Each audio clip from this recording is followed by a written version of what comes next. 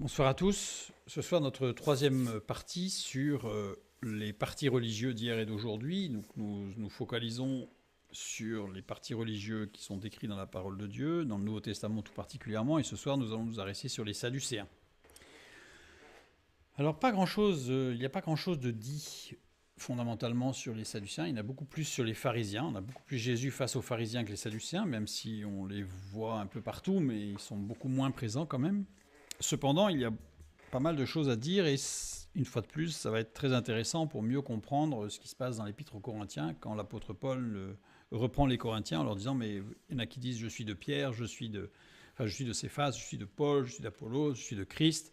Donc là, on sent qu'il y a des tensions, pour pas dire des débuts de scission, avec derrière, évidemment, on le verra plus la prochaine fois, des éléments peut-être que certains considèrent théologiques pour justifier tout cela. Ce soir, donc, nous allons nous arrêter sur les Sadducéens pour voir les rapports qu'il y avait avec Jésus et surtout leur historique. Comme les premières fois, je vais m'arrêter pour commencer sur 1 Corinthiens 1,12 pour montrer que justement, je veux dire, c'est Paul qui parle aux Corinthiens, je veux dire que chacun de vous parle ainsi. Moi, je suis de Paul, et moi d'Apollos, et moi de Céphas, et moi de Christ, avec à chaque fois des affirmations qui sous-entendent des affiliations qui semblent refléter des tendances ou des préférences, alors qui vont être des préférences doctrinales, pastorales, culturelles, au sein même de la première communauté chrétienne, puisque là on est au tout début de l'Église naissante. Évidemment, il y a une sorte de reflet, en fait, avec ce qui se passait à l'époque, avec les partis religieux juifs qui rassemblaient des partisans sous l'angle de préférence et de positionnement doctrinaux ou culturels, sachant que beaucoup des premiers chrétiens étaient juifs, avant d'être chrétiens, puisque on peut difficilement être juif et chrétien, puisque littéralement être juif, c'est pratiquer le judaïsme. Donc dire être juif et chrétien, ça semble compliqué de pratiquer le judaïsme et en même temps ce qui nous est annoncé dans le Nouveau Testament avec cette liberté offerte par la grâce.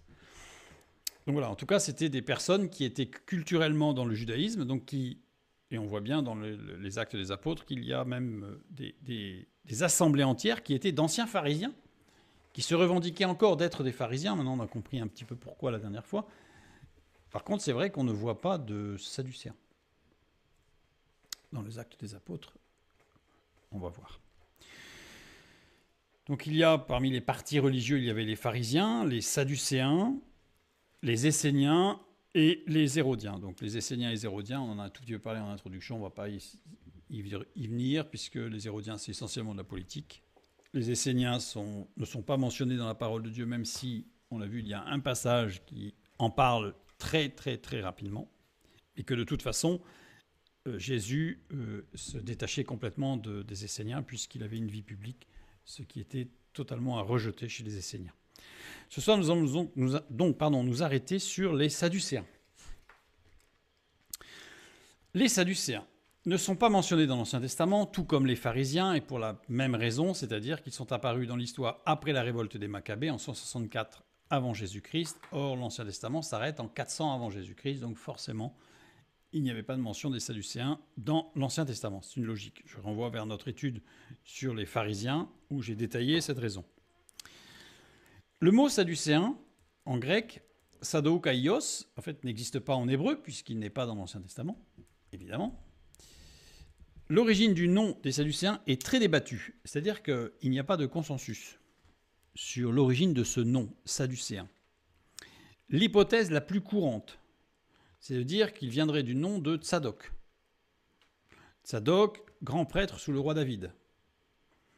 En 2 Samuel 8, 17, nous lisons « Tsadok, fils d'Achitoub, et Achimélec, fils d'Abiatar, était sacrificateur, Seraja était secrétaire. » Donc on a Tsadok, fils d'Achitoub, qui était sacrificateur. On sait que Tsadok était un descendant direct d'Aaron. On voit dans 1 Chroniques, chapitre 27, le verset 17, les Lévites, Achabia, fils de Kemuel, de la famille d'Aaron, Tsadok. Donc Tsadok, un descendant direct d'Aaron. Il était porteur d'une promesse eschatologique, c'est-à-dire d'une promesse pour la fin des temps, Tsadok. On le voit dans Ézéchiel chapitre 44 verset 15.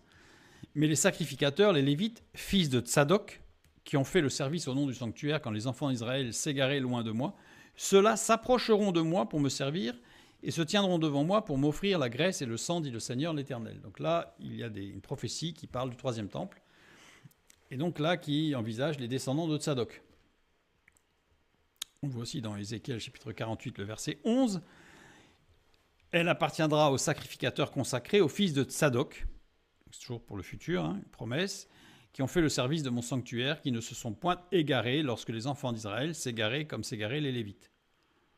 Donc on voit que Tsadok, c'est une sorte de référence dans je dirais, le fait de rester proche de la parole de Dieu, proche de l'éternel Dieu, avec des promesses eschatologiques sur la fin des temps qui sont attenantes. On a une hypothèse, donc ça c'est l'hypothèse la plus courante.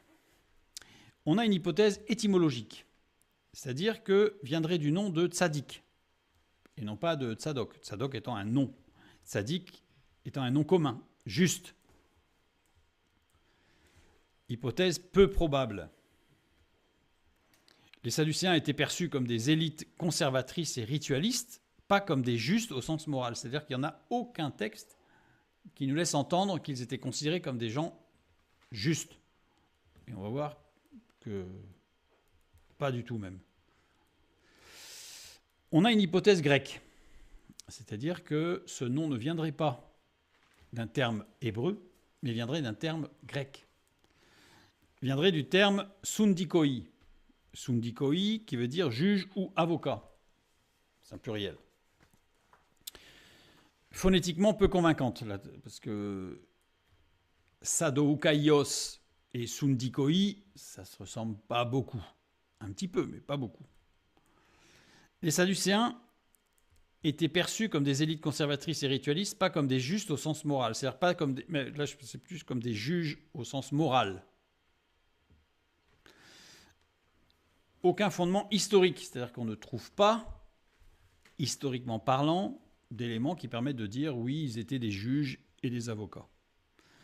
Aucune source ancienne ne fait le rapprochement. Pourtant, on a quand même des éléments qui vont dans ce sens. Donc là, je vous donne ma vision, en fait, ce que moi je pense au travers de mes lectures. L'hypothèse la plus courante ne me convainc pas du tout. L'hypothèse étymologique ne me convainc pas plus. Et l'hypothèse grecque ne me convainc pas. Sauf que on a un contexte qui tendrait à laisser penser que l'hypothèse grecque serait la juste, la bonne. Pendant la période hasmonéenne, du 2e au 1er siècle avant Jésus-Christ, et sous Hérode le Grand, le Sanhédrin, conseil suprême juif, était largement contrôlé par l'aristocratie sacerdotale sadducéenne. Ça, on le sait, ça c'est vérifié. Le Sanhédrin, la plus haute autorité religieuse, judiciaire et politique du judaïsme à l'époque du Second Temple. C'est-à-dire qu'en réalité, le Sanhédrin était la plus haute instance judiciaire de l'époque pour les Juifs. Acte 5, 17, nous lisons « Cependant, le souverain sacrificateur et tous ceux qui étaient avec lui, savoir le parti des Sadducéens », donc là on a bien un texte de la parole qui nous dit bien qu'ils étaient majoritaires. Bon, à l'époque de Jésus, ils n'étaient pas seuls dans le Sanhédrin, puisqu'on l'a vu et on reverra très rapidement au 1er siècle, les pharisiens ont été, au 1er siècle avant Jésus-Christ, les pharisiens ont été introduits dans le Sanhédrin, mais minoritairement. Et donc les Sadducéens, en fait, se levèrent remplis de jalousie. Donc le Sanhédrin était quand même, c'est-à-dire la partie judiciaire, la partie juridique du peuple juif, était commandée par les Sadducéens. Au sein du Sanhédrin, la structure était principalement composée de juges, justement. 71 membres avaient pour rôle de délibérer et de juger. 71, ça représente l'ensemble des nations, c'est un symbole, mais surtout, 71, c'est pas divisible par 2, c'est-à-dire qu'on ne pouvait pas arriver à un vote à l'équilibre. L'accusé pouvait se défendre lui-même, on voit ça dans Matthieu 26, 59 à 62. Des témoins ou des sages pouvaient intervenir pour plaider en faveur de l'accusé. Ça, on voit ça dans Mishnah, Sanhédrin 4.1.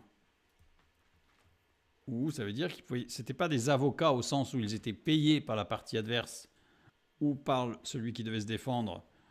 Donc ce n'était pas le sens de l'avocat tel qu'on l'entend aujourd'hui.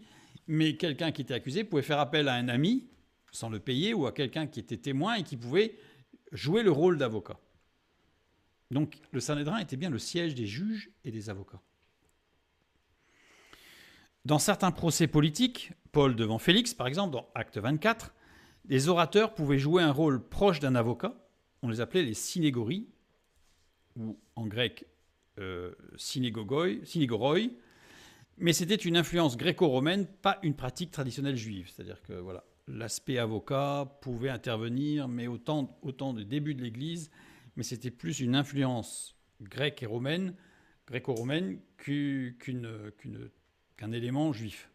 Dans le Sanhédrin, il y avait surtout des juges, mais aussi des gens qui pouvaient défendre, et en particulier quand le Sanhédrin lui-même était attaqué, ou quand des personnes lévitiques ou des sacrificateurs pouvaient être attaqués en justice pour des vols ou autre chose, abus de pouvoir. À ce moment-là, le Sanhédrin pouvait se transformer en avocat. Et c'est pour ça, c'est en ce sens que je trouve personnellement que l'origine des Sadducéens, Sadducaïos, se rapproche plus de juge-avocat que de tzadok ou tzaddik. En tout cas, les Sadducéens, eux, se revendiquaient descendre de tzadok. Évidemment, parce qu'en fait, ils disaient, nous, on est descendants de tzadok, donc nous, c'est nous les chefs, parce qu'il y a une promesse qui dit que nous, on sera les chefs plus tard. Évidemment, je dirais évidemment. Toujours ce qui va dans le même sens. Donc, eux se revendiquaient être des descendants de tzadok. On continue. Donc, les Sadducéens. Ils faisaient principalement partie de la famille des chefs des prêtres et des membres de l'aristocratie juive. Les Sadducéens ne faisaient pas partie du peuple. On voit ça dans Actes chapitre 4, versets 1 à 3. Tandis que Pierre et Jean parlaient au peuple, survinrent les sacrificateurs, le commandant du temple et les Sadducéens, mécontents de ce qu'ils enseignaient le peuple. Voilà, ils étaient mécontents qu'ils enseignent le peuple. Hein. C'est pas l'enseignement qui posait problème. C'est qu'il ne fallait pas que le peuple apprenne à connaître les fondements de la parole de Dieu, parce qu'auquel cas, les Sadducéens auraient été mis en porte-à-faux. On voit ça à d'autres époques modernes. Hein. Donc, et les Sadducéens, mécontents de ce qu'ils enseignaient le peuple, et annonçaient en la personne de Jésus la résurrection des morts. Évidemment, les Sadducéens disent, on verra tout à l'heure, qu'il n'y a pas de résurrection des morts. Donc, mais c'est surtout qu'ils enseignaient le peuple, le premier problème. Ils mirent les mains sur eux, et ils les jetèrent en prison jusqu'au lendemain, car c'était déjà le soir. Actes 5, 17 et 18. Cependant, le souverain sacrificateur et tous ceux qui étaient avec lui, savoir le parti des Sadducéens, donc on insiste bien quand même sur le parti des Sadducéens, se levèrent, remplis de jalousie, mirent les mains sur les apôtres et les jetèrent dans la prison publique. Le parti des Sadducéens était le parti du pouvoir héréditaire de Jérusalem. C'est-à-dire que c'était une aristocratie avec une hérédité. C'est-à-dire qu'on était grand prêtre de père en fils. Alors ici, il y a un élément qui est quand même très intéressant, c'est qu'on nous dit que les Sadducéens jetèrent les apôtres dans la prison publique. Publique, démosios. Démosios qui appartient à l'État. Donc on voit bien qu'il y a un pouvoir judiciaire extrêmement important et qui est loin d'être détaché de l'autorité politique. Puisque les Sadducéens ont la possibilité de mettre quelqu'un dans une prison d'État. Donc on voit bien qu'il y a un parti judiciaire et qui qui font partie de la haute société très impliquée dans la vie politique. Le parti des Sadducéens était l'unique parti représenté dans le Sanhédrin jusqu'en moins 103, date à laquelle le parti des pharisiens fut introduit dans le Sanhédrin par Salomé Alexandra, femme d'Alexandre Janet, qui hérita du trône à la mort de son mari. On l'a vu la dernière fois. Donc je ne relis pas le petit commentaire, je le mets pour ceux qui n'auraient pas vu la vidéo de la dernière fois. Alors, je vais quand même dire qu'elle a fait entrer les pharisiens dans le Sanhédrin jusqu'alors composé de prêtres et de notables du parti sadducéen exclusivement. Et l'une des premières actions de Shimon ben Shetha, chef pharisien, fut de condamner un des Sadducéens, conseiller d'Alexandre Janet, à mort avec d'autres. Donc on voit que, comme on l'a vu la dernière fois, très vite, c'est parti. Mais quelques années plus tard, le parti des Sadducéens a repris une autorité complète sur le Sanhédrin et en a profité pour condamner à mort des pharisiens qui gênaient. Voilà, c'est un peu l'effet ping-pong. Le parti des Sadducéens est resté majoritaire au sein du Sanhédrin jusqu'à la destruction du Temple, en 70. Sous l'autorité romaine, les Sadducéens gardent le contrôle du Temple et des affaires internes de la vie des Juifs judéens. Donc de Judée, pas de Galilée. On en a un peu parlé la dernière fois aussi. Principalement en achetant la fonction de souverain sacrificateur. La vocation spirituelle passée par le portefeuille. C'est-à-dire que quelqu'un qui avait beaucoup d'argent pouvait acheter le titre de souverain sacrificateur. Et ça, on le sait par des écrits de l'époque. Petit détour. Flavius Joseph parle d'un grand prêtre qui officia de 37 à 41. Pour montrer que la parole de Dieu, en fait, est, une fois de plus, extrêmement proche des réalités, je dirais, de la vie quotidienne de l'époque. Donc Flavius Joseph nous parle d'un grand prêtre qui officia de 37 à 41, c'est-à-dire quelques années après la mort et la résurrection de Jésus. Il appartenait à la plus importante et la plus riche famille juive. Il se nommait Théophile. Il y a les références bibliographiques en fin d'étude.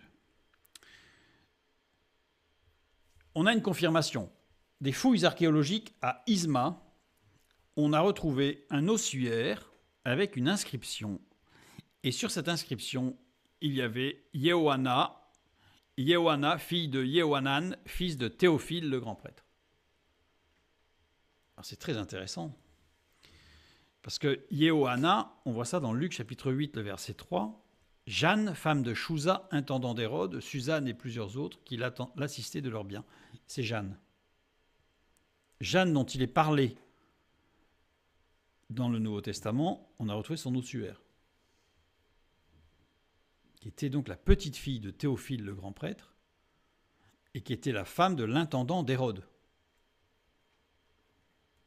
En Luc chapitre 24, le verset 10, celles qui dirent ces choses aux apôtres étaient Marie de Magdala, Jeanne. Jeanne est l'une des premières, si ce n'est la première avec les autres femmes, à constater la résurrection de Jésus. Donc la petite fille du grand prêtre qui va officier quelque temps après était témoin oculaire de ce qui s'est passé. Imaginez le témoignage pour le grand prêtre. Là, c'est pas j'ai entendu dire, c'est dans sa famille. Luc est le seul évangéliste à rapporter ce récit de Jeanne. Luc est le seul à parler de Jeanne, Yehoanna. Et oui, parce qu'il écrit à qui, Luc ? À Théophile. Et donc, Luc mentionne, en disant à Théophile, « Ta petite fille, Théophile, pourrait te confirmer ce que je dis. » Luc 1, 3. Il m'a aussi semblé bon, après avoir fait des recherches exactes sur toutes ces choses, depuis leur origine, de te les exposer par écrit d'une manière suivie, excellent Théophile. On peut le lire aussi dans Actes 1.1, puisque Luc était le secrétaire de Paul pour les Actes. Luc écrit son évangile à Théophile, à ce grand prêtre Théophile. Mais il y a d'autres choses, je dirais presque encore plus fortes. Luc chapitre 16, verset 27. Évidemment Luc, puisque Luc va parler de choses qui concernent Théophile le grand prêtre. « Je te prie alors, Père, d'envoyer Lazare dans la maison de mon père, car j'ai 5 frères. » Vous savez, cette parabole que Jésus va utiliser pour enseigner le peuple. 5 frères. Flavius Joseph nous dit « Cet âne, l'ancien, est le plus béni des hommes, car il a 5 fils. » Alors, il va me dire, 5 frères, 5 fils, 5 frères, ça fait 6. On va voir. C'est Anne. Hein. 5 fils qui ont exercé des fonctions de grands prêtres, ainsi que leur beau-frère Caïphe. Les noms des 5 fils, Jean, Alexandre, Jonathan, Éléazar. Et on n'a pas le nom dans les textes historiques du dernier. On ne sait pas comment il s'appelle. Théophile avait un frère qui se nommait Éléazar et qui servit lui aussi comme grand prêtre. Luc, pour démontrer la fiabilité de ce qu'il présente, emploie le principe traditionnel juif de l'argument et de la preuve tirée de la règle des 2 témoins. L'un des témoins étant la petite fille de celui à qui il écrit. Il était grand prêtre, Théophile. Donc il connaissait les règles d'usage du judaïsme. Il fallait qu'il y ait au moins 2 témoins qui témoignent pour que ça puisse être considéré comme vrai. Pas forcément systématique, mais considéré comme. Donc là, Luc dit, moi j'ai fait mon enquête, je te dis mon témoignage, et tu peux aller vérifier chez Jeanne, ta petite fille. Luc 22, 50 et 51. Et l'un d'eux frappa le serviteur du souverain sacrificateur et lui emporta l'oreille droite. Mais Jésus, prenant la parole, dit, laissez arrêter. Et ayant touché l'oreille de cet homme, il le guérit. Luc est le seul à parler de la guérison de l'oreille du serviteur du souverain sacrificateur. En nommant Lazare dans ce récit, Jésus montre 2 choses. Donc dans le récit qu'on appelle cette parabole, mais qui en réalité n'est pas une parabole. Je renvoie vers l'étude sur le sujet. En fait, Jésus donne quelque chose au peuple. Tout le monde était au courant de la famille de Anne, Caïphe et toutes les intrigues qu'il y avait.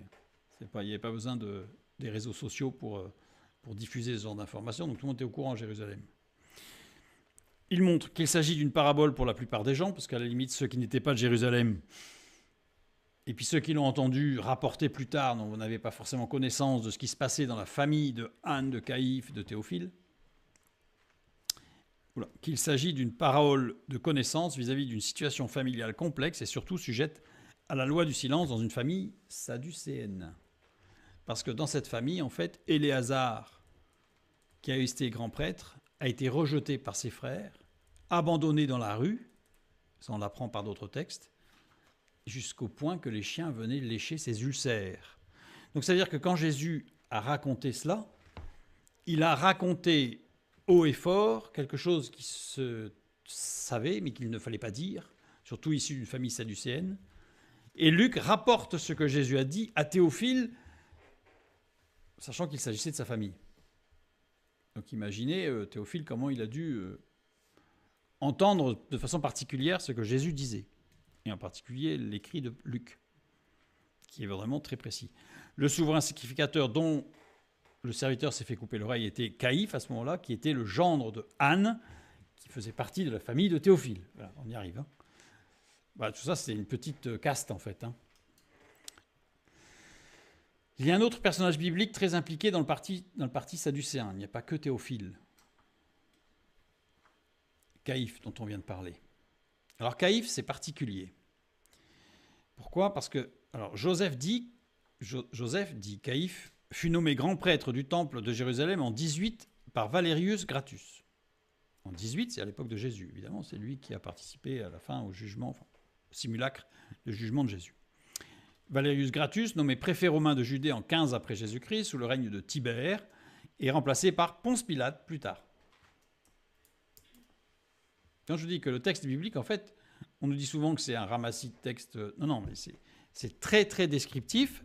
Ce n'est pas le sujet. C'est-à-dire que les évangiles ne sont pas des livres d'histoire à nous détailler toutes les généalogies des autorités. Mais ce qui est dit colle à la réalité, évidemment. Je dirais presque évidemment. Valerius Gratus était très exigeant auprès des prêtres du temple qu'il nommait. Il les nommait lui et il fallait qu'ils lui soient soumis à lui. À peine 1 an après son arrivée, il destitua Ananus, appelé aussi Anan ou Ananias, nommé en 6 par Quirinius, parce que Ananus ne faisait pas exactement ce que lui voulait, donc il l'a limogé. Il lui substitue Ishmaël ben Fabi, Ismaël fils de Fabi, qu'il destitue moins d'1 an plus tard, parce que pareil, il demandait des choses qui n'étaient pas, je ne vais pas dire bibliques, mais thoraïques, c'est-à-dire qui ne correspondaient pas à la Torah. Et donc forcément, les Sadducéens, ils étaient pris en porte-à-faux. Donc s'ils n'appliquaient pas, je dirais, in extenso, les ordres de Valerius Gratus, limogé. Donc il en a mis un autre. Il lui substitue ensuite Shimon, fils de Camite, qu'il destitue 1 an plus tard pour nommer Éléazar.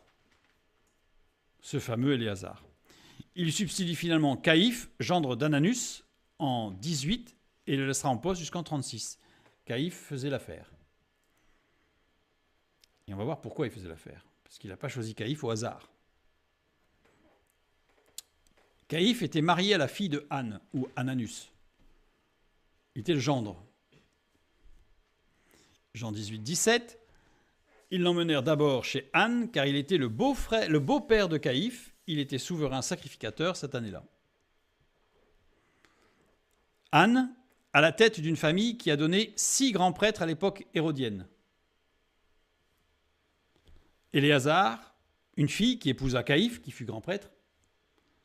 Jonathan ben Hanan, Théophile ben Hanan, Matthias ben Hanan, Hanan ben Hanan. Hanan ben Hanan qui fit lapider Jacques, le frère de Jésus, en 61. De très nombreux documents chrétiens attestent de l'appellation frère du Seigneur nommé à Jacques le Juste, et Flavius Joseph parle de Jacques, frère de Jésus, appelé Christ, lorsqu'il relate son exécution. Donc c'est bien le frère de Jésus qui a été exécuté par Hanan ben Hanan. Dans Luc chapitre 3, le verset 2, « Et du temps des souverains sacrificateurs Anne et Caïphe, la parole de Dieu fut adressée à Jean, fils de Zacharie, dans le désert. » Anne et Caïphe. Anne, c'est celui-là, c'est notre Anne, Ananus. Et Caïphe, évidemment, c'est le gendre de Ananus, qui épousa la fille de Anne. Jean 18, 24. Anne l'envoya lier à Caïphe, le souverain sacrificateur. On a bien. Voilà. Pourquoi Anne l'envoya à Caïphe? Parce que Anne n'avait aucune autorité. En réalité, c'est lui qui tirait un peu les ficelles derrière tout le monde. Mais comme il avait été destitué par Valerius Gratus, qui n'était pas un tendre, il ne valait mieux pas qu'il s'affiche fondamentalement. Donc, il tirait les ficelles. Ça, je renvoie vers tous les textes de Flavius Joseph et tout ça. Ensuite, on a Théophile. Théophile, celui à qui Luc destinait son évangile, qui avait une fille chrétienne, Jeanne, dont seul Luc parle, on l'a vu tout à l'heure, témoin irrécusable, puisque c'est sa petite fille. Pas dire non, mais elle a fabulé, c'est sa petite fille. Éléazar, ou Lazare ben Hanan, qui fut abandonné à la misère par sa famille et qui mourut couvert d'ulcères dans la rue, d'où la... En fait, ce n'est pas la parabole, en fait, ce n'est pas une parabole que Jésus annonce. En fait, Jésus dénonce un fait dans la famille sadducéenne, la plus grande famille sadducéenne. Correspond à la description de la parabole du mauvais riche et du pauvre Lazare. En fait, ce n'est pas une parabole,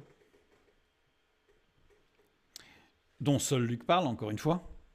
Luc 16, 19 à 31. Donc je renvoie vers l'étude sur l'homme riche et le pauvre Lazare et l'étude sur Caïphe, l'homme qui dut condamner Jésus. Le Talmud parle de la famille de Caïphe et indirectement de lui, de Caïphe. C'est intéressant. Malheur sur moi à cause de la maison de Hanan ou Hanin. Malheur sur moi à cause de leur conciliabule.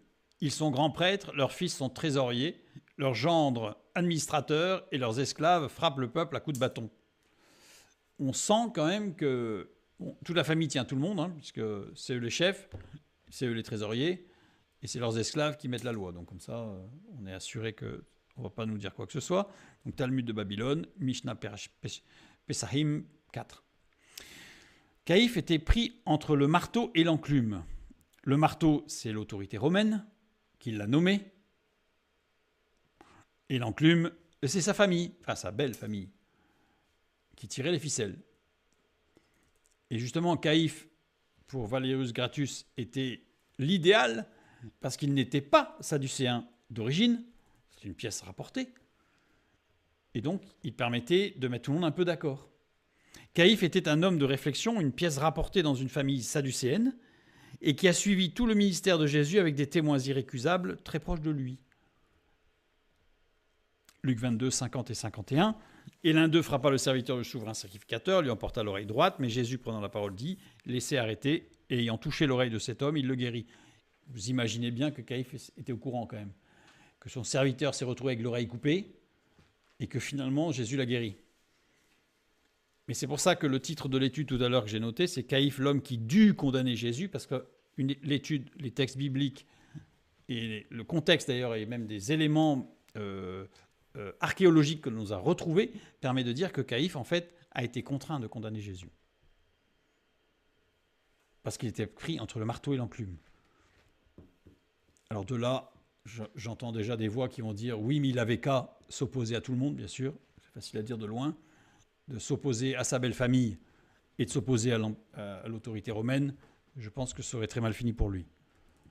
Et de toute façon, le plan de Dieu se serait accompli quand même. Bref. Mais tout ça pour montrer que les Sadducéens, on n'en parle pas beaucoup, mais ils sont très très présents. Ils sont partout. Et c'est eux qui ont le pouvoir judiciaire. Donc je continue avec les Sadducéens, après cette petite escapade dans les textes bibliques. Plusieurs sources dénoncent, voilà, avec ENT à la fin, leur corruption et les mauvais traitements des sacrificateurs de moindre rang. C'est-à-dire qu'en fait, ils étaient loin d'être des justes descendants de Tsadok. Flavius Joseph, historien donc du 1er siècle, rapporte que les grands prêtres sadducéens s'enrichissaient en prélevant des dîmes destinées aux prêtres pauvres. Cela a provoqué des famines parmi les sacrificateurs de rang inférieur. C'est-à-dire que, allègrement, bon là je renvoie vers l'étude sur la dîme pour comprendre de quelle dîme on parle. Là. On parle de la 4e dîme, parce qu'il y en a 4. Bref, en tout cas, ils prélevaient pour eux, quitte à mettre dans des difficultés au point de famine des serviteurs de Dieu, en réalité les sacrificateurs, de moindre rang, c'est-à-dire qui n'étaient pas de l'aristocratie. Après 70, après Jésus-Christ, les Sadducéens disparaissent, mais leur abus était encore dans les mémoires. On le voit dans le Talmud, Pesahim 57a. Pourquoi je parle de après? Parce que le Pesahim donc, traitait des lois concernant la fête de Pessah, ainsi que celle de Pessah Sheni, célébrée un mois plus tard par les personnes qui n'avaient pu, pour une raison légitime, s'acquitter de leurs obligations le 14 Nissan. Donc là, on voit bien toutes les lois des pharisiens qui en ont rajouté, c'est-à-dire qu'il y avait Pessah, mais celui qui légitimement ne pouvait pas assister à la fête de Pessah, il avait une petite loterie pour se ressaisir un mois plus tard. Voilà. Donc c'est le Pessah Sheni. Et le Talmud a commencé à être écrit à partir de 250 après Jésus-Christ. La mise par écrit d'éléments oraux, d'une tradition orale. Souvent, beaucoup pensent que le Talmud il date de 400 avant Jésus-Christ. Mais le Talmud, Talmud écrit, on ne parle pas de la loi orale, qui date évidemment de bien avant. Mais le Talmud écrit, c'est à partir de 200, 250 pour le Talmud de Jérusalem. Et pour le Talmud de Babylone, dont on a parlé tout à l'heure, on est aux alentours des 8e, 9e siècles.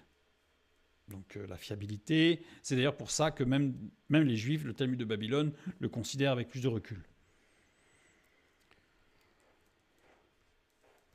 Marc 11, 15 à 17, nous lisons. Ils arrivèrent à Jérusalem et Jésus entra dans le temple. Il se mit à chasser ceux qui vendaient et qui achetaient dans le temple. Il renversa les tables des changeurs, les sièges des vendeurs de pigeons, et il ne laissait personne transporter aucun objet à travers le temple. Et il enseignait et disait, « N'est-il pas écrit, ma maison sera appelée une maison de prière pour toutes les nations, mais vous en avez fait une caverne de voleurs. » Caverne ici, alors il y a beaucoup à dire évidemment sur ce texte, là je renvoie vers l'étude sur Jésus au temple qui chasse les vendeurs. Mais là on va s'arrêter juste sur une caverne de voleurs. Spélaion, lieu se trouvant derrière la scène au théâtre, c'est-à-dire lieu où tout se prépare, tout se manigance. Lieu de décision judiciaire et légale. On est au temple. Qui sont les chefs au temple? Les Sadducéens. Donc là, il dit aux Sadducéens, vous en avez fait un lieu de manigance politique et judiciaire. C'est pour ça que je dis, les Sadducéens, on n'en parle pas, je dirais, directement, mais ils sont omniprésents en fait. À l'époque de Jésus, le temple était entouré d'allées couvertes qui longeaient les murailles extérieures de l'esplanade. Donc on avait le temple sur l'esplanade et on avait des murailles tout autour. Voilà. Et sur les murailles, il y avait des grands couloirs abrités, donc des corridors, voilà, des allées couvertes. On y trouvait des rabbins et leurs disciples, les vendeurs d'animaux, les changeurs. La partie la plus impressionnante des allées était la Tsoa ou les portiques royaux, qui étaient au sud, 240 mètres de long sur 15, voire 30 mètres de haut. Imaginez la taille gigantesque de cette allée. 15 mètres de haut. 15 mètres de haut, c'est 5 étages. Fonctionnait comme centre commercial et juridique du peuple, emplacement probable de l'administration commerciale, le Sanhédrin se retrouvait dans ce lieu. Évidemment, il fallait avoir l'œil sur tout ce qui se passait quand même. dans le sud ici, partie sud. Donc on voit que Jésus s'adresse directement aux Sanhédrins, hein. Enfin aux Sadducéens, je veux dire. Leur but était de garder le pouvoir sur le temple. Le but des Sadducéens, c'était pas que le peuple connaisse la Torah. Le but, c'était de garder le pouvoir sur le temple. La collaboration avec l'occupant était selon eux la meilleure solution. Ben oui, la meilleure solution pour garder le pouvoir, c'était d'être bien vu par l'occupant romain, auquel cas ils auraient sauté, ils auraient mis quelqu'un d'autre. Hein. Parce que Valerius Gratus, il n'était pas à un prix. Hein. C'est pour ça que Caïphe, en fait, d'un commun accord, tout le monde était content parce que c'était pas un sadducéen. Donc s'il faisait des choses qui n'étaient pas tout à fait sadducéennes, vous pouvez lui pardonner, c'est une pièce rapportée, il n'a pas tout compris. Et puis pour les Romains, il était très implanté dans la famille sadducéenne, donc c'était un coin qui était mis là où il fallait. Donc les Sadducéens ne voulaient surtout pas de réforme ou de réveil spirituel. Bah oui, parce qu'un réveil spirituel aurait engendré quoi ? Bah une réforme. Et là, ce n'était pas bon pour les Sadducéens.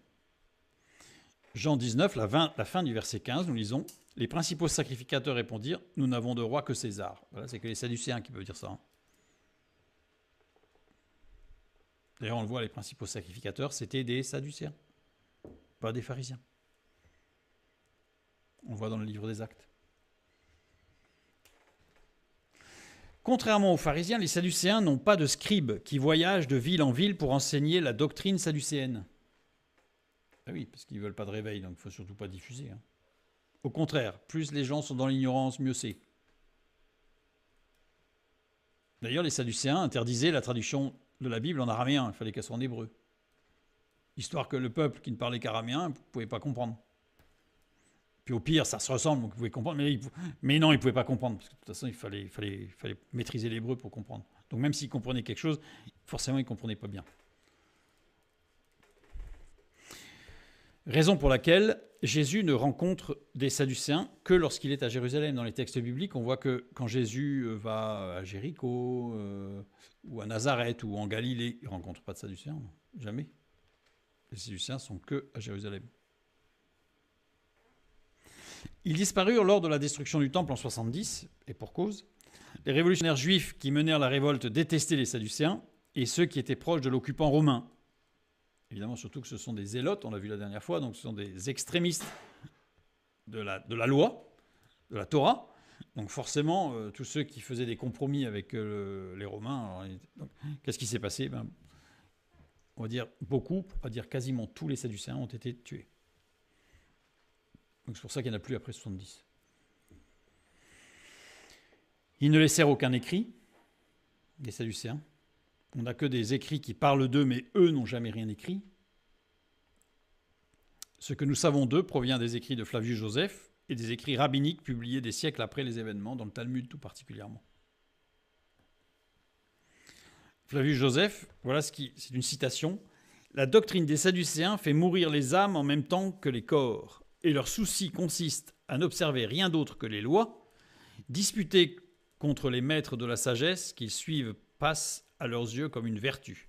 Leur doctrine n'est adoptée que par un petit nombre qui est considéré comme les premiers en dignité. » On a tout dit. Hein. Voilà, Flavius Joseph les décrit. On a tout compris. Mais ce qui est terrible, c'est qu'on en reparlera, mais on a retrouvé ça dans l'histoire du christianisme. La même pensée, la même manière de fonctionner.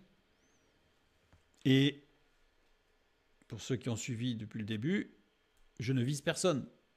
Parce qu'on verra qu'en fait, tout le monde a une phase, enfin tout le monde, tous les ismes ont eu des phases pas très très belles. On continue. Même s'ils étaient majoritaires dans le Sanhédrin, ils se pliaient presque toujours aux avis des pharisiens quand leurs décisions avaient un rapport avec le peuple. C'est-à-dire que les Sadducéens étaient majoritaires, c'est eux qui avaient une loi extrêmement rigide, qui maîtrisaient tout au niveau politique et judiciaire. Mais quand il y avait des positions à prendre qui risquaient de fâcher le peuple, il valait mieux pas trop, parce qu'ils étaient quand même minoritaires dans le monde juif. C'est-à-dire qu'ils étaient majoritaires dans la haute sphère juridique et politique, mais dès qu'ils arrivaient dans la rue, ils étaient très minoritaires. Et ils savaient que le peuple avait un peu de mal à les supporter. Donc ça les arrangeait bien que dans le Sanhédrin, il y ait un peu de pharisiens quand même. Voilà. Et ça, on le voit dans Flavius Joseph, toujours qui dit « Ils ne font pour ainsi dire aucune action, car lorsqu'ils arrivent aux magistratures, contre leur gré ou par nécessité, ils se conforment aux propositions des pharisiens parce qu'autrement le peuple ne les supporterait pas. »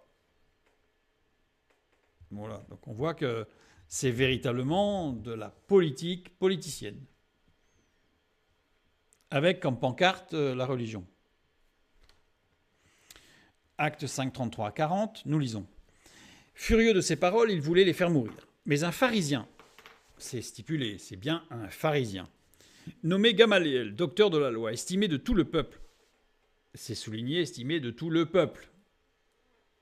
Vous voyez, il y a des mots qui, quand on les lit, en fait, on ne fait pas attention, mais qui sont importants parce que c'est une description très précise de ce qu'il y avait à cette époque-là. Donc, un pharisien nommé Gamaliel, docteur de la loi, estimé de tout le peuple, se leva dans le Sanhédrin, donc là au milieu des Sadducéens, et ordonna de faire sortir un instant les apôtres. Puis il leur dit « Hommes israélites, prenez garde à ce que vous allez faire à l'égard de ces gens. Car il n'y a pas longtemps que parut Theudas qui se donnait pour quelque chose et auquel se rallièrent environ 400 hommes. Il fut tué et tous ceux qui l'avaient suivi furent mis en déroute et réduits à rien. Après lui parut Judas le Galiléen à l'époque du recensement et il attira le monde à son parti. Il périt aussi et tous ceux qui l'avaient suivi furent dispersés. Et maintenant, je vous le dis, ne vous occupez plus de ces hommes et laissez-les aller. Si cette entreprise ou cette œuvre vient des hommes, elle se détruira. Mais si elle vient de Dieu, vous ne pourrez la détruire. Ne courez pas le risque d'avoir combattu contre Dieu. Ils se rangèrent de son avis. Oui, parce que là, on a l'impression qu'en fait, ils se disent oui, on ne va pas combattre contre Dieu. Mais ils ne font que ça en réalité. Mais là, qu'est-ce qu'il y avait en sous-jacent? De façon très, très, je dirais, subtile, Gamaliel a cité des gens qui avaient levé le peuple. Donc ne risquez pas. Les Sadducéens se disent ouais, ils sont nombreux le peuple quand même. Nous, on n'est pas trop nombreux. Voilà. Donc, ils se rangèrent à son avis, et ayant appelé les apôtres, ils les firent battre de verges et leur défendirent de parler au nom de Jésus, et ils les relâchèrent. Il n'y a que les Sadducéens qui peuvent faire battre de verges, parce qu'il faut avoir l'autorité judiciaire. Les pharisiens ne pouvaient pas. Quand les avis des Sadducéens et des pharisiens allaient dans le même sens, les deux parties s'empressaient de le souligner. Ben oui, parce qu'il fallait quand même, officiellement, vis-à-vis du peuple, il fallait montrer quand même qu'une certaine unité, n'est-ce pas ? Donc l'unité, c'est important. L'unité. On en parlera beaucoup la prochaine fois de l'unité. Donc là, il fallait montrer l'unité. Et on le voit dans Jean chapitre 11, versets 46 à 50. C'est pour ça que je vous dis, moi je trouve délicieux les textes bibliques parce qu'ils sont d'une description pratique, technique, précise, extraordinaire. Jean 11, 46 à 50. Alors les principaux sacrificateurs et les pharisiens, donc on voit bien, c'est les Sadducéens et les pharisiens en réalité, assemblèrent le Sanhédrin et dirent « Que ferons-nous ? Car cet homme fait beaucoup de miracles. Si nous le laissons faire, tous croiront en lui et les Romains viendront détruire et notre ville et notre action. » Donc là, on voit tous croiront, c'est le peuple, et les Romains, c'est l'autorité politique. Alors là, tout le monde est d'accord. Là. Tout le monde est d'accord. Voilà. L'un d'eux, Caïphe, on sait qui c'est Caïphe, qui était souverain sacrificateur cette année-là, leur dit « Vous n'y entendez rien. Vous ne réfléchissez pas qu'il est dans votre intérêt qu'un seul homme meure pour le peuple et que la nation entière ne périsse pas. » Et là, il s'adresse aux deux. Pour le peuple, donc là, c'est les pharisiens, là, ils vont être bien vus par le peuple. Et si la nation doit périr, ça, c'est les Sadducéens, c'est les politiques. Donc en fait, Caïphe, entre le marteau et l'enclume, là, il se transforme en joint élastomère. C'est-à-dire qu'en fait, il fait vraiment la liaison entre les deux. Hein. Or, il ne dit pas cela de lui-même, mais étant souverain sacrificateur, voilà, il manque un bout, mais cette année-là, il le dit, parce qu'on sait que c'est le Saint-Esprit qui va parler au travers de sa bouche. Mais voilà, Caïphe était un homme charnière entre les deux mondes. Il n'était pas sadducéen, mais il était pièce rapportée dans une famille sadducéenne. Donc il avait, je dirais même, les trois mondes. Politique, l'autorité romaine, sadducéenne par sa belle famille, et les pharisiens par l'autorité du souverain sacrificateur et donc vis-à-vis du peuple. Donc, en fait, c'était un homme charnière d'une importance capitale. Je vous renvoie vers l'étude sur Caïphe, justement pour voir vraiment tout ce qu'il y avait pour cet homme, la pression qu'il a subie. Caïphe, en tant que pièce rapportée dans la famille des Sadducéens, était certainement le seul à pouvoir faire l'unanimité sans que chacun des partis se sente plié devant l'autre. Sachant qu'ici, l'intérêt politique et l'intérêt populaire allaient dans le même sens. Ben oui, je suis d'accord avec Caïphe. Ah oui, mais Caïphe, c'est pas un sadducéen. Donc je ne suis pas en train de dire que je suis totalement d'accord avec les sadducéens. Et les sadducéens, moi je suis d'accord avec Caïphe parce qu'il est gendre quand même du plus grand sadducéen. Donc quand même, voilà. Vous voyez le joint là qui fait entre les deux? Et je vous invite à relire tous les textes qui parlent de Caïphe avec ça dans la pensée. Vous allez voir, tout va prendre un relief tout particulier. Même s'ils étaient majoritaires dans le Sanhédrin, ils se pliaient presque toujours donc aux avis des pharisiens. Ça, c'est un petit copier-coller malheureux. Pour eux, seule la Torah devait faire autorité dans la vie des Juifs. Ah, pour les Sadducéens, c'est pas le Tanakh, c'est pas tout l'Ancien Testament, c'est la Torah, les 5 premiers livres écrits par Moïse. Raison pour laquelle Jésus ne répond aux Sadducéens que par des citations de la Torah. C'est-à-dire que Jésus, autant quand il parle des pharisiens, peut citer Zacharie, peut citer même des psaumes, mais quand il s'adresse aux Sadducéens, Jésus ne cite que la Torah. C'est précis, hein? Matthieu 22, 31 à 34, nous lisons. « Pour ce qui est de la résurrection des morts, n'avez-vous pas lu ce que Dieu vous a dit ?» Donc là, on parle de la résurrection des morts, où les Sadducéens ne croient pas à la résurrection des morts. « Je suis le Dieu d'Abraham, le Dieu d'Isaac et le Dieu de Jacob. Dieu n'est pas le Dieu des morts, mais des vivants. » La foule qui écoutait fut frappée de l'enseignement de Jésus. Oui, parce qu'il parle de la Torah, il y a des Sadducéens, donc il faut gérer quand même, hein. Les pharisiens, ayant appris qu'il avait réduit au silence les Sadducéens, se rassemblèrent. Bah oui, les pharisiens se disaient, ouah, Jésus est de notre côté, hein. Bon, ça n'était que ça aussi, les échanges avec pharisiens et Sadducéens. Beaucoup d'échanges ont été là pour essayer de récupérer Jésus, quand même, qui était reconnu comme étant un docteur de la loi, le récupérer de son côté. Même les Hérodiens ont essayé. Voilà, je suis le Dieu d'Abraham, le Dieu d'Isaac et le Dieu de Jacob. C'est une citation d'Exode 3.6 quand Dieu parle à Moïse au buisson ardent. Dans Exode 3.6, on est dans la Torah, hein. Voilà, dans le Pentateuque. Les Sadducéens avaient moins de règles que les pharisiens, mais étaient très stricts quant à l'application de celles-ci. C'est-à-dire qu'en fait, ils étaient extrêmement rigoristes à l'extrême. Et là, on va faire un petit détour qui va prendre un petit peu de temps, mais sur un texte du Nouveau Testament qui malheureusement a été bien contorsionné par la traduction. Nous allons lire Jean, chapitre 8, les versets 3 à 6. « Alors les scribes et les pharisiens emmenèrent une femme surprise en adultère. Et, la plaçant au milieu du peuple, ils dirent à Jésus, « Maître, cette femme a été surprise en flagrant délit d'adultère. Moïse, dans la loi, nous a ordonné de lapider de telles femmes. Toi donc, que dis-tu » Il disait cela pour l'éprouver afin de pouvoir l'accuser. Mais Jésus s'étant baissé, écrivait avec le doigt sur la terre. Alors ce texte, vraiment, c'est dommage. Sa traduction, on va le voir. Alors, on ne va pas l'étudier à fond, parce que là, il faudrait vraiment, peut-être même 2 ou 3 soirs, parce qu'il y a tellement de mots qui ont été transformés dans les traductions ou dans les manuscrits récents, qu'on va en voir que quelques-uns. Pour bien se convaincre qu'il y a un petit problème, mais que quand on remet les choses dans l'ordre, en fait, il n'y a plus de problème, évidemment. Alors, les scribes et les pharisiens, alors des, en grec, qui veut dire par ailleurs, d'un autre côté, de plus. Donc ça veut dire que ce texte en ajoute à ce qui a été dit précédemment. Ce qui suit s'ajoute à ce qui s'est passé juste avant. Alors, qu'est-ce qui s'est passé juste avant? Nous lisons les versets 1 et 2 du chapitre 8. Jésus se rendit à la montagne des Oliviers, mais dès le matin, il alla de nouveau dans le temple, et tout le peuple vint à lui. S'étant assis, il les enseignait. L'expression « le temple » pouvait désigner le bâtiment ou l'ensemble du temple et de ses cours.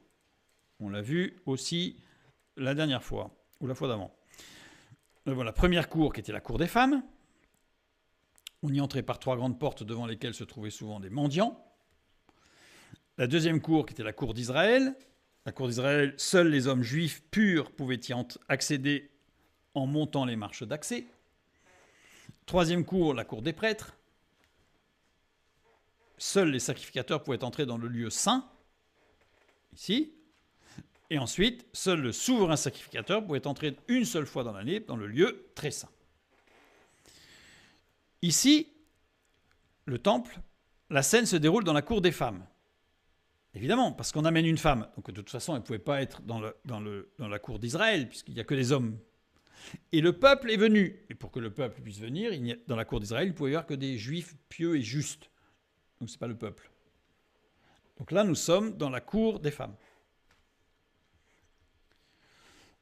Dans les deux cas, que ce soit le temple, le bâtiment ou l'ensemble des cours, de toute façon, et en particulier la cour des femmes, c'était le fief des Sadducéens.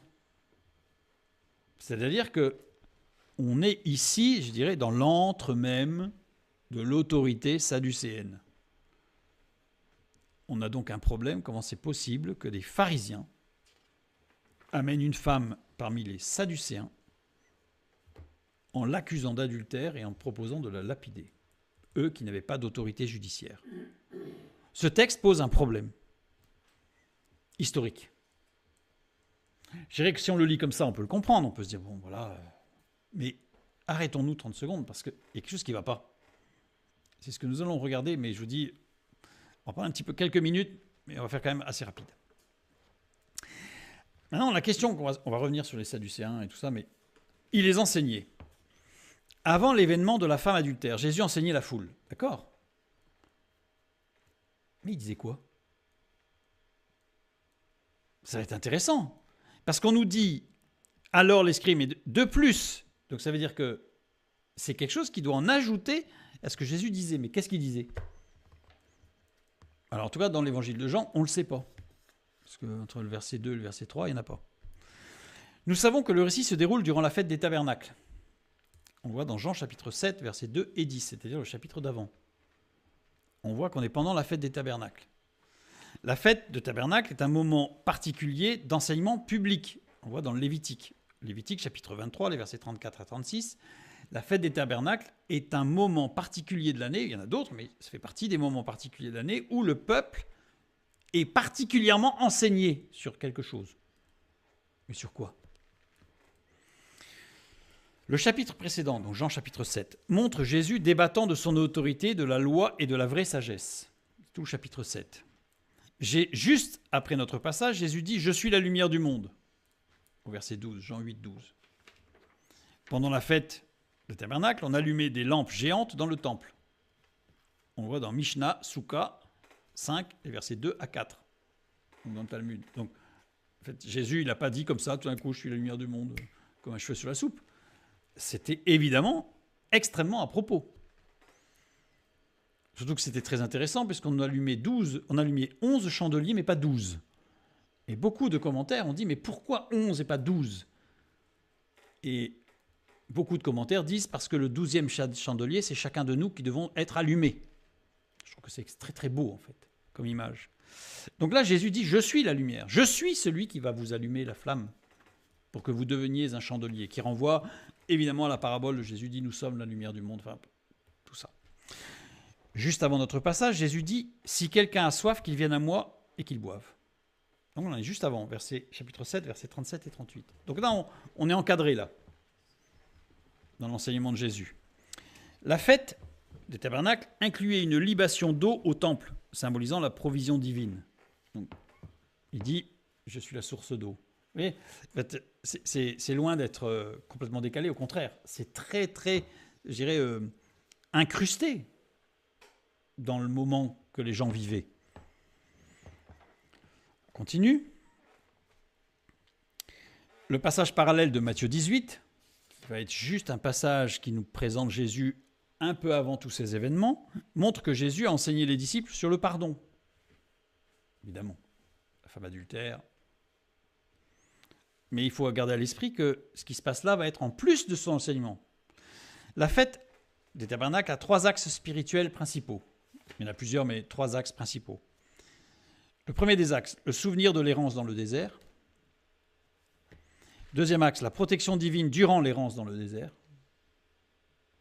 Troisième axe, l'espoir messianique dans la promesse de retour à la grâce. La coïncidence avec la fête de la récolte allant dans ce sens, c'est-à-dire que c'est aussi la fête de la récolte. Je renvoie vers notre étude sur les fêtes de l'Éternel. La fête de la récolte qui montre que justement Dieu a prévu, parce que la récolte, elle pousse toute seule. Évidemment, on a semé, on a préparé, mais c'est Dieu qui fait croître. Et au bout, on a la récolte. Ça, c'est la promesse messianique. Je reviens sur notre texte. on va mettre les mots dans l'ordre. Donc, je reviens un peu en arrière. Pardon. De plus, les scribes et les pharisiens amenèrent une femme surprise en adultère. Si je mets les mots dans l'ordre, on va mettre plutôt amenèrent de plus les scribes et les pharisiens une femme. Ça change pas grand-chose, sauf qu'en français, ça devient lourd et pas forcément correct. Mais on va voir que ça va avoir beaucoup d'importance. Le verbe amener, c'est ago. Ago qui veut dire emmener à un magistrat, à une cour de justice. C'est particulier quand même. C'est pas on la prend par le bras et on la met là, quoi.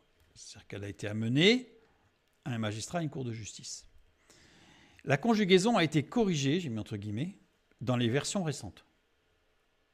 La conjugaison du verbe. Initialement à l'aoriste actif, on l'a passé au présent actif. Que nous on a corrigé, ça a été en grec c'est au présent, mais c'est-à-dire que ça a été traduit par un passé simple.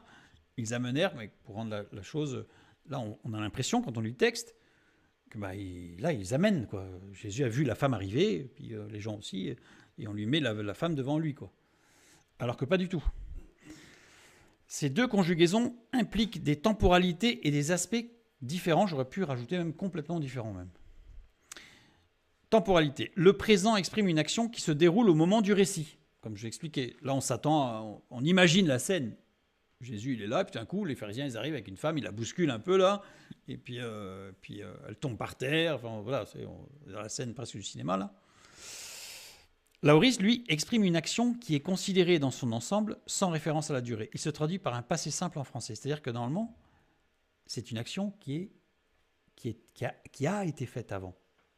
Donc ça veut dire que littéralement, il y avait ici une femme qui avait été amenée pour être présentée devant les magistrats, les Sadducéens. Donc c'est pas concomitant. Ensuite, les aspects différents. L'aspect du présent met l'accent sur la continuité de l'action. Il peut également être utilisé pour exprimer une vérité générale ou un état. Alors que l'aoriste a un aspect perfectif, pointant une action achevée, ne donnant pas d'informations sur la manière dont l'action s'est déroulée ou sa durée. C'est-à-dire qu'elle est achevée, l'action. Elle était là. Elle avait été amenée là. En français, c'est comme ça qu'il faudrait traduire. En la plaçant au milieu du peuple. Il n'y a pas le peuple. En la plaçant au milieu. Au milieu de quoi? Mais au milieu, en tout cas.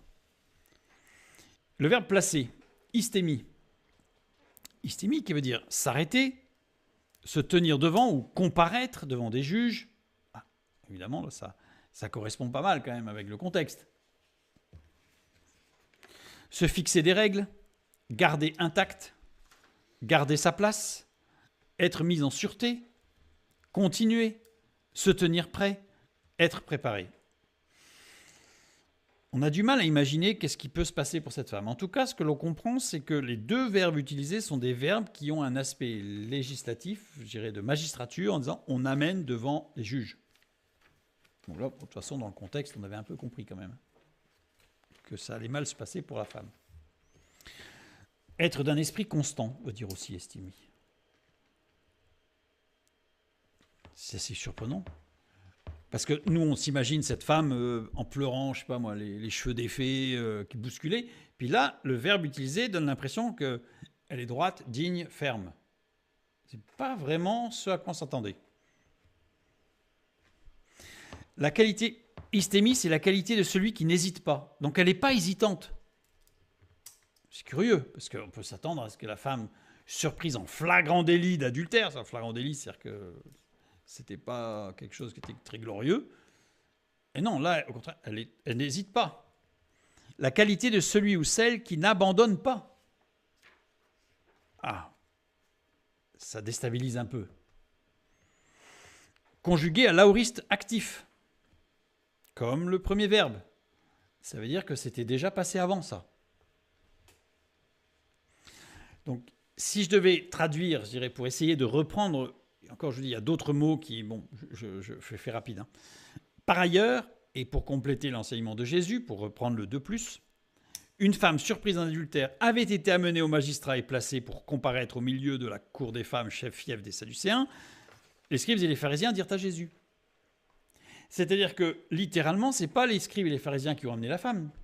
C'est qu'il y avait justement là une femme qui avait été amenée, Et du coup, par rapport à l'enseignement de Jésus, les pharisiens disent « Et pour cette femme qui est là ?» Vous voyez? Et là, ça correspond beaucoup plus à la réalité des faits que dans l'enceinte du temple, c'était les Sadducéens, pas les pharisiens. En plus, le terme « au milieu », et pas au milieu du peuple, au milieu de quoi? Au milieu, alors on peut se dire au milieu de la cour. Pourquoi pas? Mésos, au milieu d'eux, en traversant. Étymologiquement, qui tient le milieu entre deux extrêmes. Et les deux extrêmes, on les a. C'est les Sadducéens et les pharisiens. Donc c'est-à-dire que le texte nous montre que il y avait quelque chose qui était préparé, les juges sadducéens qui allaient maltraiter cette femme d'un point de vue juridique. On va voir si c'était vraiment maltraité. Et en même temps, là, il y a une position en fait, d'opposition en fait, de deux extrêmes. Les Sadducéens, qui vont être extrêmement rigoristes et qui vont essayer de massacrer cette femme au sens, je dirais, littéral par la lapidation. Et puis les pharisiens qui ne sont pas dans ce sens-là. Et puis il y a Jésus au milieu. Et là, les pharisiens disent, et là, on fait quoi? Et là, on fait quoi? Ce ne sont pas les pharisiens qui emmenèrent la femme, mais les Sadducéens pour qu'elle soit jugée devant le tribunal du Sanhédrin. On continue. Donc je reprends notre phrase. Et cette fois-ci, une femme surprise en adultère. Alors, les manuscrits anciens, qu'on appelle le B66 et le B75, portent épi, alors que les manuscrits récents portent N en grec. Qu'est-ce que ça change? Alors d'abord, les manuscrits B66 et B75 sont très intéressants, parce que ce sont les papyrus les plus anciens du Nouveau Testament, datés respectivement de la fin du IIe siècle et du début du IIIe siècle. C'est-à-dire que B66 est daté, on le pense, de 180 après Jésus-Christ. C'est les plus anciens manuscrits. Alors on n'a pas tout, on n'a pas tous les évangiles, mais on a essentiellement Jean d'ailleurs. Comme si le Saint-Esprit avait gardé ce qui nous permettait de rectifier les erreurs de traduction par la suite. Je trouve ça très, très, très sympathique. Alors maintenant, cette différence épi dans les manuscrits très anciens. La préposition épi se traduit généralement au sujet de. Dans le contexte d'une accusation, cela suggère que l'accusation est faite à propos de l'adultère ou en raison de cet acte. Implique que les conditions ou les circonstances entourant l'adultère sont présentes, mais cela ne signifie pas nécessairement que l'acte lui-même a été observé ou prouvé. C'est-à-dire que je traduirai en français par « vu les circonstances, indubitablement, il y a adultère ». Vous sentez la différence entre « moi je l'ai vu » et « indubitablement, il y a adultère ». Alors que « N », traduction de tous les manuscrits récents, la préposition « N » se traduit par « dans » ou « en ».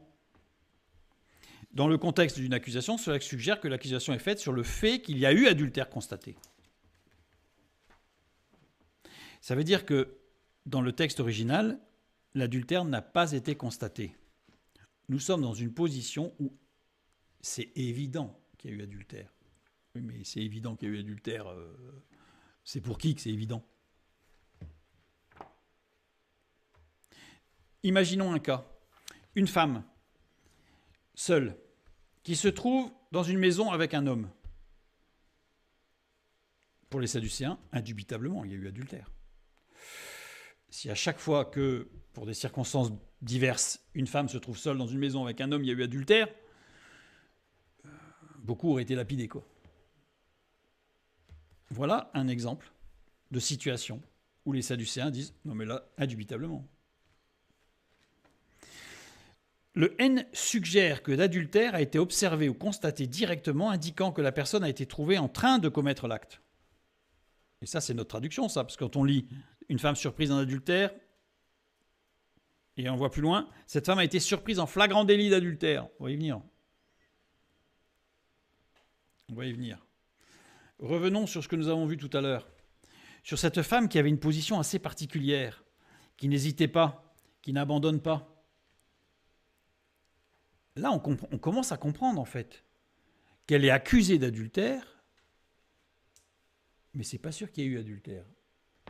Ça ne veut pas dire qu'il n'y avait pas une intention. Mais là, on nous dit en flagrant délit d'adultère, alors que, dans notre traduction, alors que le texte littéral ne dit pas ça. Il dit indubitablement, il y a eu adultère. Évidemment, là, on comprend mieux le verbe qui a été utilisé, istémi, pour placer. Continuons. Oups, pardon. Oups, il se passe plein de choses là. Voilà. Alors, il y a un petit souci, mais bon. Remarque. La situation d'adultère de la femme est loin d'être aussi clairement exposée que les traductions ne laissent l'entendre. Une étude plus approfondie du texte est nécessaire, mais ne fait pas partie de ce partage biblique de ce soir. Parce que je vous dis, ce serait long, parce que là, on a parlé de quelques mots. On va en voir quelques-uns après cette diapo, on va encore en voir d'autres. Des termes qui ont été, par exemple, Moïse. Oui, Moïse a dit que, alors, ça a été transformé, parce que c'était un génitif et on l'a mis au nominatif. Enfin, donc, c'est des petites choses qui font plein de petits glissements qui permettent de justifier une position doctrinale et théologique forte. Ça, on verra, on en parlera un petit peu plus la prochaine fois, la semaine prochaine. Par contre, l'attitude de Jésus vis-à-vis de la femme est claire.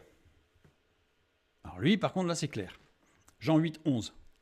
Elle répondit, « Non, Seigneur. » Et Jésus lui dit, « Je ne te condamne pas non plus, va et ne pêche plus. » Le verbe pécher, pour bien comprendre ce que dit Jésus, amartano, c'est un verbe grec qui existe depuis des siècles avant le Nouveau Testament. Donc ça veut dire que malheureusement, il a été très christianisé, ce terme, parce que chez les philosophes grecs, il est employé et ça n'a pas été traduit par péché.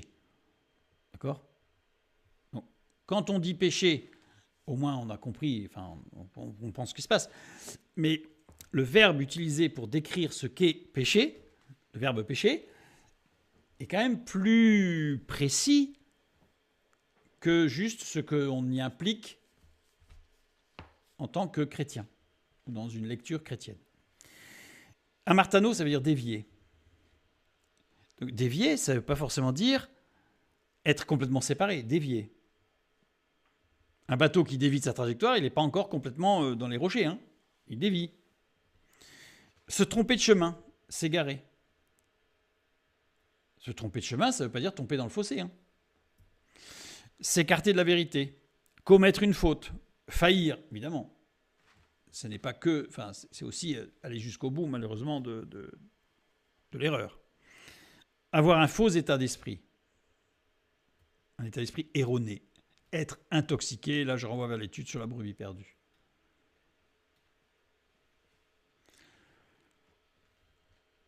Si je reprends ce que nous avons vu, Jésus enseignait pendant la fête des tabernacles. Je ne vais pas reprendre tout ce que nous avons vu, on le remet un petit peu en esprit par rapport à la symbolique et à ce que ça représente. Eh bien, qu'est-ce qu'on y voit ? Alors, un petit souci. Voilà, je superpose les deux pour garder à l'esprit qu'est-ce qui se passe.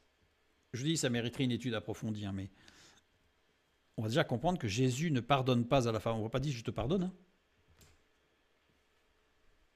Jésus n'a jamais dit je te pardonne. Hein. À d'autres personnes, il a dit, d'autres fois, il l'a dit, tes péchés sont pardonnés. Mais là, il n'a pas dit tes péchés sont pardonnés. Il dit je ne te condamne pas. Ce n'est pas du tout la même chose. Jésus ne pardonne pas à la femme, mais il l'amène à considérer la bienveillance de Dieu dans sa longue traversée du désert et à revenir à un bon raisonnement dans la vérité. Oui, elle est en erreur. Oui, cette femme, elle est en train de dévier. Mais le texte biblique nous dit qu'elle n'a pas commis l'adultère. Mais c'est sûr qu'elle allait le commettre. Tel que le texte biblique nous le dit et par rapport à la réponse de Jésus. Mais Jésus ne la condamne pas. Il l'amène sur le bon chemin, ce qui aboutira au pardon divin, parce que si elle suit le chemin que Jésus lui indique, qui est un complément de l'enseignement qu'il vient de donner. Vous voyez, tout ça, ça se complète parfaitement. Eh bien, cette femme retrouvera la lumière de la vérité, retrouvera sa relation avec Dieu. Je continue. Maître, cette femme a été surprise en flagrant délit d'adultère. Là, on se dit, oui, mais là, quand même, c'est clair. Alors, catalambano, être surpris. La conjugaison a été corrigée dans les versions récentes. Alors, il va falloir vous y habituer, parce que ce soir, sur ce texte-là, il va y en avoir beaucoup. Initialement au parfait passif, et dans quelques manuscrits récents, à l'aoriste passif. Alors, je dis juste comme ça que c'est intéressant parce que c'est malheureusement ce qui se passe dans beaucoup de ismes, de gens qui veulent se référer à un isme. Eh bien, on se permet de modifier quelques petites choses, mais on en reparlera beaucoup plus la semaine prochaine, pour justifier que nous, on est dans la vérité. Et là, en l'occurrence, toutes ces petites glissements, parfois c'est corrections, entre guillemets, permettaient de justifier des positionnements théologiques. Je ne vais pas en faire l'étude, mais au moment où ils ont été faits dans les manuscrits. Parce que quand on regarde une correction dans un manuscrit, il est intéressant de regarder à partir de quelle date. Et à ce moment-là, on regarde le contexte théologique de cette date, et là, on se rend compte que, tiens, c'est curieux, ça correspondait évidemment à une modification théologique, voire une hérésie, qu'il a fallu justifier. Donc, on fait une petite correction, et voilà, c'est bon. Vous voyez ? Donc, ce sont des choses sur lesquelles il faut être très vigilant. Donc, initialement, au parfait passif, le parfait passif insiste sur l'état résultatif. Elle est en situation d'avoir été surprise. Alors qu'un l'aoriste passif décrit l'action passée pure. Vous voyez le glissement, en français, j'ai fait exprès de traduire comme ça. Elle est en situation d'avoir été surprise. Mais ça ne veut pas dire qu'elle a été surprise. C'est-à-dire qu'elle s'est trouvée dans une situation où elle aurait pu être surprise quand même. Et l'autre traduction, elle a été surprise. C'est pas du tout la même chose. C'est pas du tout la même chose. En flagrant délit d'adultère, et pas outrophoro. Et pas outrophoro, un apax. Utilisez que là. Hop là, attention. Transcription de 2 classes grammaticales différentes. Alors là, c'est pas une conjugaison qui a été différente, c'est les classes grammaticales qui ont été différentes. Initialement pris comme verbe, et dans les manuscrits récents comme adjectif décliné au datif. Oui, alors, là, on commence quand même à avoir plus qu'un glissement quand même. Là, on change complètement la classe grammaticale du terme, du mot. Il était verbe et finalement, on en fait un adjectif. Comme verbe, prendre sur le fait ou surprendre en train de commettre un acte. Ce verbe se concentre sur l'action de surprendre quelqu'un, pas sur l'acte. C'est-à-dire que ce verbe souligne le fait que ils ont surpris. Mais pas forcément l'acte. Ils ont surpris. Mais le verbe d'avant montre que ils ont surpris une situation qui pouvait laisser penser que. Il y a des gens qui jugent vite. Alors qu'à l'adjectif décliné au datif, en flagrant délit ou en train de commettre une infraction. Voilà. Et ça a été traduit en flagrant délit. C'est-à-dire adjectif décliné au datif. Alors que c'était un verbe qui veut dire ils l'ont surpris, et si je rajoute avec catalambano, ils l'ont surpris en situation qui pourrait laisser penser du style, je reprends l'exemple de tout à l'heure, une femme et un homme sont seuls dans une maison, quelqu'un les surprend seuls dans la maison, c'est sûr, on les a surpris. Ils les avaient surpris à faire quoi ? Non, rien, ils étaient seuls dans la maison. Mais on les a surpris. Voilà. C'est exactement ça, le texte. Ça ne veut pas dire qu'il n'allait rien se passer. Enfin, on n'en sait rien. En tout cas, on les a surpris, ils étaient seuls. Ouais, mais ça ne veut pas dire que. L'adjectif décliné au datif évoque l'idée d'une personne qui a été surprise en train de faire quelque chose de répréhensible. Mais ce n'est pas le texte original. Le texte met en évidence la fierté des Sadducéens d'avoir surpris une situation qui laissait supposer un adultère plutôt que de souligner qu'il y a eu adultère. En fait, ils étaient rigoristes. Ils voulaient montrer qu'ils étaient pointilleux, au point que de découvrir une situation qui pouvait laisser penser que peut-être il y avait derrière une hypothèse, qu'on pouvait émettre une supposition. On y va là. Donc on la lapide. On sent quand même que les Sadducéens, les gens en avaient un peu peur quand même. Continue. Moïse, dans la loi, nous a ordonné de lapider de telles femmes. Les manuscrits anciens ont, je ne l'ai pas écrit, Mousseos, alors que les manuscrits récents ont Mousses. Mousseos, le nom de Moïse décliné au nominatif, alors que les manuscrits récents l'ont décliné au génitif. Ça change quoi ? Moïse a ordonné, au nominatif, En parlant de Moïse, on peut ordonner. C'est l'inverse. Les flèches sont inversées. Là. Je me suis trompé, parce que j'ai fait ça hier soir très tard. Les manuscrits anciens ont, en parlant de Moïse, en partant de Moïse, on peut ordonner. C'est-à-dire que c'est au génitif. C'est l'inverse. Hein. Le génitif, c'est les manuscrits anciens. Et là, sur mon diagramme, il faudra que je change. Et le nominatif est pour les récents. Voilà. C'est-à-dire que la réalité du texte ancien, c'est en partant de Moïse, on peut ordonner de lapider. On sent bien encore là. C'est pas Moïse qui a dit, c'est en partant de ce qu'a dit Moïse, on peut ordonner de lapider cette femme. Encore un glissement.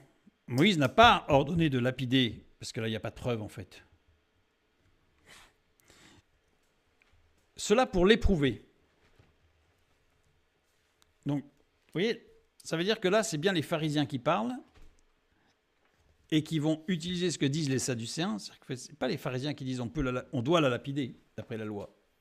C'est les pharisiens qui disent, si on part de Moïse, on peut ordonner de la lapider. Parce que les sadducéens, eux, c'est ce qu'ils voulaient faire. Ils disaient cela pour l'éprouver. Peirazo. Peirazo, éprouver comment se conduit l'autre. Éprouver ce que pense l'autre. Solliciter à faire quelque chose d'illicite. Vient de peira, une expérience, une tentative. Expérimenter. Apprendre à connaître par l'expérience. Les pharisiens voulaient confronter les enseignements de Jésus à un cas pratique. C'était le premier objectif. C'est-à-dire, ok, tu nous as dit plein de choses là. C'est beau, c'est super. Mais là, dans un cas comme ça, on fait quoi? Mais pas forcément. Parce que le terme éprouver, on a l'impression que c'est pour le mettre mal. Non, c'est qu'il voulait savoir, mais dans un cas comme ça, on fait quoi? Dans un cas comme ça, on fait quoi? Là, c'était, je dirais presque, c'est pas naïf, mais c'est une vraie question, quoi. Les pharisiens voulaient potentiellement avoir la possibilité de mettre Jésus à défaut. Donc il y avait deux objectifs, en fait. C'est eux, ils ne savaient pas. Tel que c'est formulé, eux ne savaient pas ce qu'il fallait faire. Parce que là, les sadducéens disent, mais là, compliqué. Et Jésus, lui, va répondre. Jésus va écrire par terre, va écrire au sol. Alors, il y a tout un tas de textes qui essayent de deviner ce qu'il a écrit au sol. Oh là là là là là là. On ne sait pas exactement. Ce qu'on sait, c'est qu'il a écrit 2 fois au sol. M'appuyant sur les textes bibliques, pour moi, il a écrit ce qui correspond au statut de cette femme dans la loi, dans la Torah, à savoir, il faut 2 témoins de l'acte. Il y en a 0. C'est la loi. Donc là, ça bouche tout débat. Ça clôt tout débat, même avec les sadducéens. C'était la loi de Moïse. Et la deuxième fois qu'il a écrit, c'était justement, à mon avis, c'était reprendre un autre texte de loi qui mettait à défaut les accusateurs. La Torah. Il s'est adressé aux sadducéens sur leur propre terrain, la Torah. Il n'est pas entré dans des débats émotionnels, non, la Torah. Et il se considérait, donc ces sadducéens, se considéraient comme investis d'un pouvoir judiciaire absolu pour traquer la moindre situation qui manifestement et indubitablement laissait entrevoir une situation hors la loi de Moïse. Voilà. J'ai pris l'exemple de cette femme parce que c'est vraiment patent. Et je vous dis, on n'a regardé que quelques mots, mais des dérives, il y en a sur ce passage. D'ailleurs, c'est au point que certains considèrent que ce passage ne devrait pas être dans la Bible. Parce qu'il est trop compliqué. En fait, non, si on le prend tel qu'il est écrit, il n'est pas compliqué du tout. Et il reflète exactement l'esprit de la loi de Dieu dans l'Ancien Testament. Certes, ce n'est pas la grâce, mais c'est la justice. Et là, dans le cas de cette femme, il n'y avait rien qui permettait de la lapider. Par contre, oui, sa situation était certainement répréhensible. Le jour où on étudiera ce passage, on verra que oui, sa situation était répréhensible, mais pas au point de la lapider. Mais il fallait la reprendre et lui dire, là, tu fais fausse route, là. Les Sadducéens étaient contre les innovations religieuses issues d'une autre lecture des textes sacrés que la leur. C'est-à-dire qu'évidemment, tous ceux qui avaient une lecture biblique différente de la leur, oh là là, ça forcément hérétique. Hein. Ils étaient très conservateurs au niveau du culte et des rituels, évidemment. Ils étaient plus libéraux socialement, c'est-à-dire que tout ce qui concernait le rite, le rituel, la pureté, le sacré, ah ça c'était intransigeant, c'était terrible. Des vraies lames de rasoir. Mais dès qu'il s'agissait au niveau social, c'était plus ouvert à l'hellénisation que les pharisiens. C'est-à-dire que, bon, ils n'allaient pas jusqu'à accepter l'homosexualité quand même. Mais c'était plus grec au niveau social, dans les relations. Voilà. Tout ce qui ne touchait pas le sacré, ça ne touchait pas la Torah, ça ne touchait pas le culte, ça ne touchait pas les rituels, ça ne touchait pas les fêtes de l'Éternel, ça ne touchait pas le temple. Il faut être souple, il faut être flexible, il faut être ouvert. Par contre, dès que ça touchait, là, c'était plus ouvert du tout. Ouverture sociale rendue indispensable pour pouvoir collaborer avec les autorités étatiques. Ben évidemment, si vous voulez pouvoir collaborer avec les Romains, il fallait être un petit peu moins intransigeant que la lame de rasoir sur certains sujets qui étaient un peu plus compliqués, comme les relations mari et femme. Quand on dit Jean-Baptiste, quand il a dit « Il n'est pas possible que tu aies la femme de ton frère », à Hérode, ben, tout simplement pourquoi ? Parce que l'histoire, les récits historiques, nous montrent qu'il avait épousé la femme de son frère alors qu'elle était encore la femme de son frère, elle n'était pas divorcée. Donc évidemment, il y avait un problème. Donc c'est pas le fait qu'elle était pas divorcée, son mari n'était pas décédé, donc elle était mariée et elle s'est encore mariée, enfin pas de problème. Là, les Sadducéens, c'est ouais, mais là c'est un peu spécial. Ouais, c'est un peu spécial. Bon, Jean-Baptiste, il n'était pas Sadducéen, on peut le dire. Ils se considéraient, c'est les Sadducéens, ils ne considéraient pas leur tradition comme inspirée, contrairement aux pharisiens, qui eux avaient une tendance à considérer que la tradition valait plus que la loi, on l'a vu la dernière fois, alors qu'eux pas du tout, mais comme des règles nécessaires pour garder les commandements de Dieu, une sorte de seconde loi un peu moins importante. Voilà, il y avait quand même la Torah primée quand même. Mais leur loi était aussi, c'était la seconde loi, quoi. Ils n'enseignaient pas la résurrection des morts, ni la vie éternelle, ni la providence divine, ni l'action des anges et l'existence des esprits. Je parle de l'action des anges parce que un texte biblique, bon, pareil, il faudrait l'étudier, mais ce serait trop long, mais qui dit, en fait, ils ne croyaient pas dans l'existence des anges. Bon, les anges sont bien nommés dans l'Ancien Testament, y compris dans la Torah. Donc, bon, il y a un sujet qui n'est pas très très clair sur ce point-là, parce qu'il n'y a pas d'éléments, ils n'ont pas écrit sur leur théologie, donc on ne sait pas. Par contre, ce que l'on peut dire, c'est qu'ils croyaient aux anges, mais ils ne croyaient pas dans l'action des anges. Petite subtilité, au même titre qu'ils ne croyaient pas dans la providence divine. C'est-à-dire que pour eux, Dieu n'agit pas directement dans le monde, mais ce sont les croyants qui, par leurs œuvres et leurs prières, permettent à Dieu d'agir. Bon, ben ça, on retrouve cet esprit-là dans beaucoup de ismes encore aujourd'hui, et même de sous-ismes, enfin, parce qu'après ça se décline évidemment. Donc où, en fait, quand on écoute des chrétiens, quand on se penche sur certaines théologies, on se rend compte qu'en fait, Dieu n'est pas souverain maître. Il n'est pas souverain du tout dans certaines théologies, parce que si le chrétien ne prie pas, Dieu ne s'en sortira pas. Si le chrétien ne fait pas les bonnes œuvres, Dieu ne s'en sortira pas. Si le chrétien n'obéit pas à Dieu, c'est raté, quoi. Donc Dieu, il va dans son ciel là-haut, il va aller au fond de son ciel pleurer tout seul dans un coin parce que l'homme n'est pas gentil avec lui. Évidemment, ça ne marche pas. Évidemment, ça ne marche pas. Donc, mais ça, c'est une doctrine sadducéenne, par exemple. Je m'arrêterai sur le texte de Matthieu, chapitre 16, verset 12. Alors, ils comprirent que ce n'était pas du levain, du pain qu'il avait dit de se garder, donc c'est Jésus qui parle à ses disciples, mais de l'enseignement des pharisiens et des sadducéens. Donc là, on voit tout ce que ça représente, en fait. C'est quelque chose d'énorme, en fait, hein, et très fin en même temps, très subtil dans beaucoup de domaines. Nous poursuivrons la semaine prochaine